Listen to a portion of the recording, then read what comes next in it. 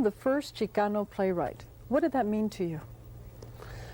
It meant I was lonely. To take a stage production musical to Broadway. Being on Broadway was a little bit like being the new kid on the block. And I don't think that the East Coast is used yet to the presence of Chicanos in America. And so we pretty much have to insist on our presence.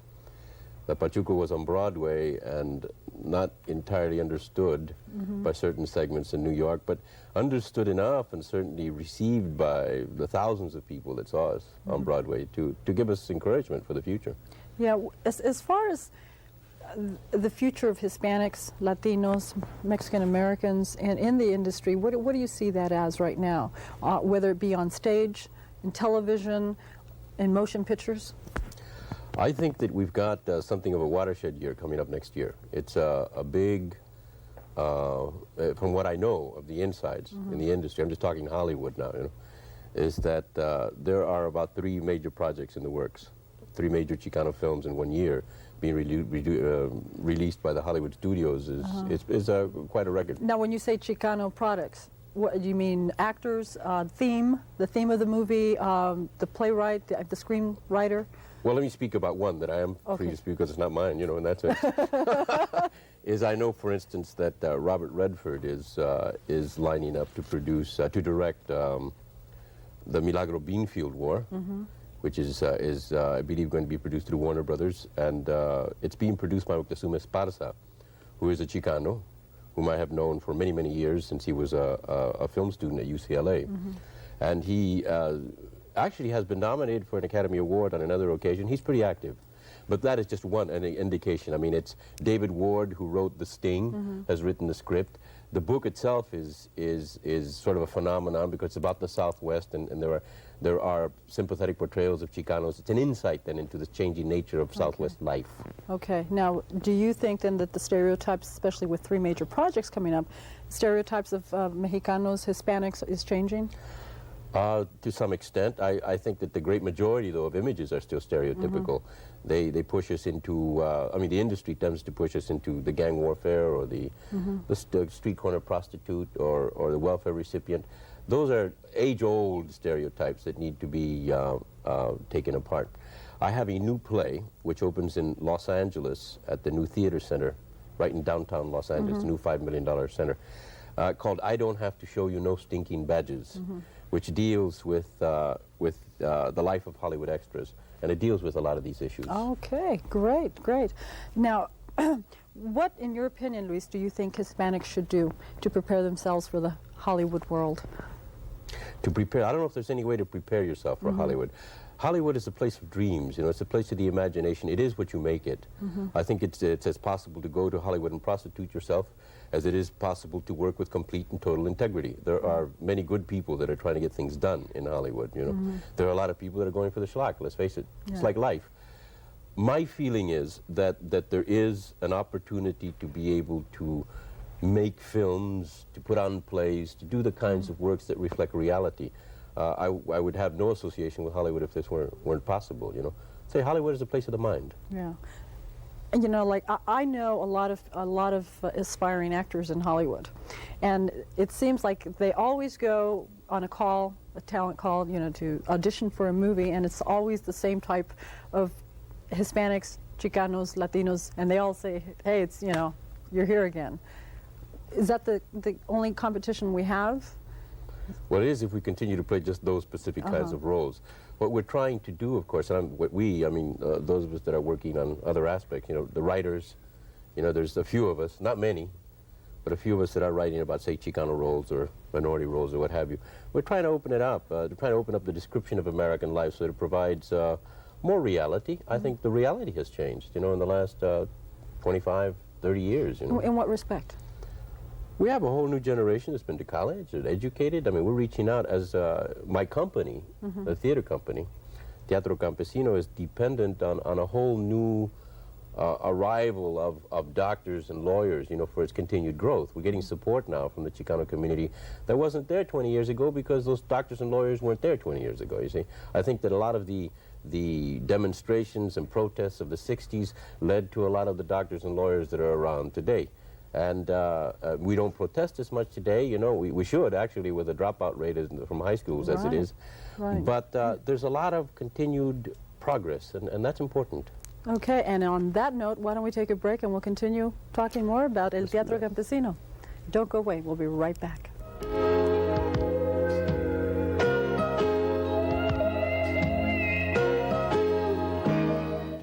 And we've been talking with Mr. Luis Valdez, founder, director, playwright of El Teatro Campesino, and continuing on where we left off. Let me ask you, El Teatro Campesino has been around for 20 years now. What are the Teatro's goals right now, short term?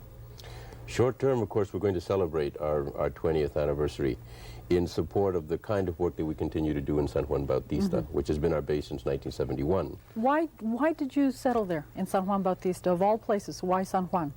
San Juan is a town that's been around since 1797, you know, and it is the history of the West in a way.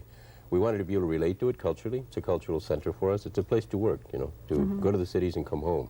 Okay. So we've been producing plays. An example, this December, we're going to be doing La Pastorela. Again, you saw some footage in the historical footage. That's the Shepherd's Play from the 7th of December till the 22nd on the evenings, Friday through Sundays.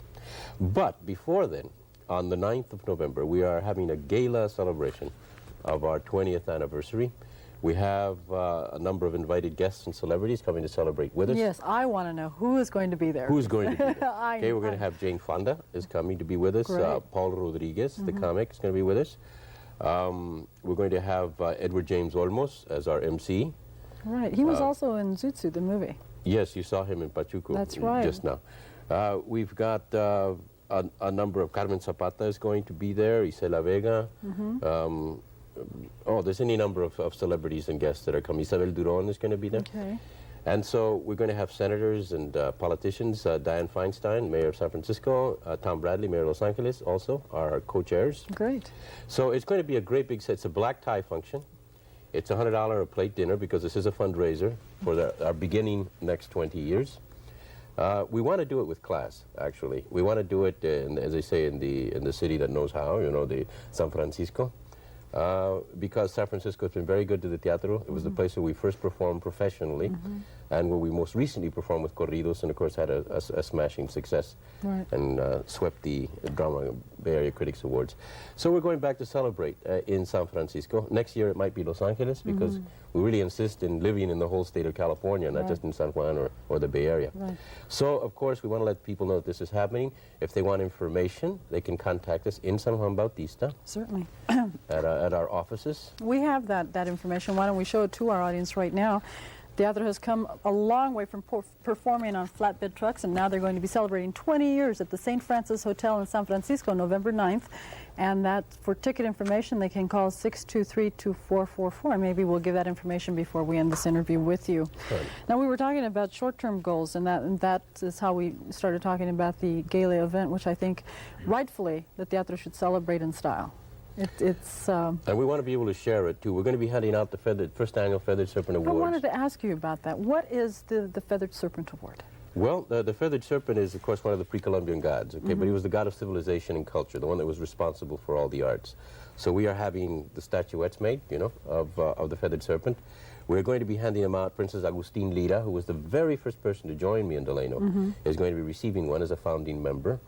Either Dolores Huerta or Cesar Chavez, one of them is going to be receiving it for the Union, because we want to honor the Union. Jane Fonda, who also acted with us, will be receiving an award. But the Irvine Foundation, for instance, who also helped us with some of the monies to renovate our packing shed into a playhouse in San Juan. So we're going to be honoring individuals and organizations that have helped us get through the first 20 years. We want to be able to do this again in subsequent years and subsequent celebrations, because there's a lot of people that have, we've counted over 400 people, individuals that we know of, that have been actively involved, I mean, acted with us or worked on crew or something, you know. So we have a lot of people that we want to thank, and this is just the beginning. In a 20-year span, that's been 400 people. Yeah. So that's a lot of people in a lot of years. That's a lot of people to funnel through a street theater, yeah. And, of course, many of them are professionals, so I don't want to give the impression it's all street, you know. I know. I understand that you have your roots here in Santa Clara Valley, to a certain extent. I am, yeah. I was a graduate of Evergreen Grammar School, a graduate of James Lick High School on the east side. That was the only high school then. And, of course, a graduate of San Jose State. So I've spent a great portion of my life actually in the Santa Clara Valley, and it continues to populate the landscape of my dreams and imagination. Great, great. Now, the tickets that you will be selling are going to be benefiting the Teatro and the center. Is that correct? It will be benefiting, yes, the continued growth of our company, the training program, helps to pay the rent, that whole thing, you know. It's a black tie affair. I mean, that should be made You're going to known. have, you said dinner and dance. It's going to dinner, awards, dance. Yes, we have Little Joe y la Familia that's going to be Great. playing, as well as Daniel Valdez and Brotherhood. And of course, Daniel you saw him on some of the film, he's my brother, and one of the founding members of El Teatro Campesino. Right, and he also starred in Zoot Suit. And he starred in Zoot and Suit. a few other and key he's movies. come a long way himself. He starred with Jane Fonda also. Now, you mentioned earlier that Jane Fonda acted with you. What did she act in? People will ask. She did the secretary in Los Banditos at a CED performance. That was the Campaign for Economic Democracy. How long ago was that when she did that? That was when they were filming China Syndrome, so it was about 77, 78. Gee, that's a long, Yeah, long Danny time. was in China Syndrome with her. you know. Okay, and you said that you are working currently on a project, a movie project also? You want to let us in on a little bit on that? I'll tell you what the subject is. I've written a screenplay for Columbia. It's based on the life of Richie Valens, the rock and roller from the 50s. Right. One of the legendary figures who died in the same plane crash with Buddy Holly and the Big Bopper. Was Richie Valens Hispanic? His real name was Ricardo Valenzuela, and he Aha. was from Pacoima, and he picked apricots and prunes right here in the Santa Clara Valley. Now, he died at a very, very young age. so At his- 17, he's one of the legendary figures of rock and roll history, who of course recorded Donna, that was his big hit, Right. and also La Bamba in Right, rock and roll. that's so right. he was a pioneer and recognized throughout the Western world at any rate. Well, Luis, I want to continue this interview, but I can't, unfortunately. Why don't we give our audience the information again about the upcoming gala Let's do event, that, yes. which is going to be, again, November 9th at the Westin St. Francis Hotel in San Francisco, and the tickets are, you can call 623-2444. Luis Valdez, I wish you and the Teatro Campesino continued success. Thank you very And much. hopefully Remember. that evening is going to be a smash. Yes, it'll be a smasher. Okay, and don't go away. We'll be right back with our last segment on Datebook. 20 years ago, El Teatro Campesino, the farm workers' theater, was formed, bringing the plight of the farm worker to center stage. Its founder, Luis Valdez, brought the teatro to the professional stage and the world of motion pictures. Join El Teatro Campesino, Luis Valdez, and noted celebrities November 9th in a gala evening of dinner and dance celebrating 20 years of unique American theater. For ticket information, call 623-2444.